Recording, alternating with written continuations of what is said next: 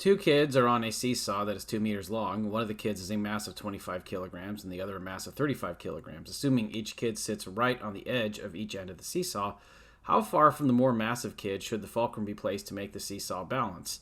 And it says, assume the seesaw itself is massless. I feel like we've seen this situation a few times already, but we're doing it again because this is leading into another example where the seesaw itself is not going to be massless. We've seen, though, I think this one we can approach very simply and recognize, okay, maybe we can just use that simple seesaw equation, which we have arrived at already in the past by multiple methods. In other words, this is the equation, right? M1R1 is equal to M2R2. And if I were to draw a picture for this, let's imagine this is the seesaw here. Maybe I'll put the larger kid here on the left, smaller kid here on the right, and we're wondering where to place this fulcrum. In particular, since we're asked how far from the larger kid, that means that we're trying to solve for this distance here. And maybe a way I could use this formula as a starting point is I'm going to label the distance I want to solve for as x. But that really also, right, if I think about what R1 is in this situation, R1 is the distance between the more massive kid, provided that we think the more massive kid is represented by M1, right? This is kind of like how we relate this formula to this picture, right? And R2 would be this distance here if this kid is the mass M2.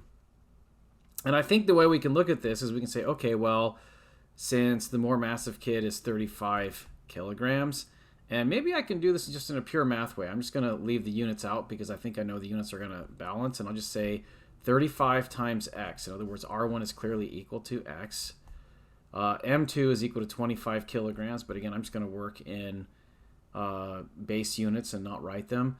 But the one thing I might need to think about a little bit here is what am I going to put for R2? So let me open a set of parentheses here and think about what I want to put there. Well, looking back at the problem statement, it says that the total length of the seesaw is 2 meters. This x represents part of that, and the remainder is the distance R2. So if I just state 2 minus x, and again, we all agree that x is in meters, and this 2 is in meters, but again, I didn't write it because I'm just trying to write a math equation here. Now we can solve for x, hypothetically, right? And so anyway, let's see how that works, right? I'm going to go ahead and multiply through this 25. So 25 times 2 is 50, minus 25x, still equal to 35x.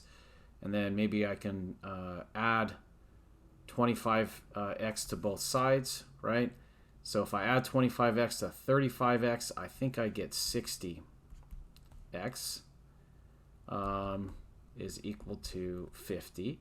So x will be equal to 50 divided by 60, which is really the same as 5 over 6, which, I don't know, is anyone really good at knowing fractions as decimal expansions? My calculator says, so obviously I'm not that good because I just went to my calculator and it says 0.8333 repeating.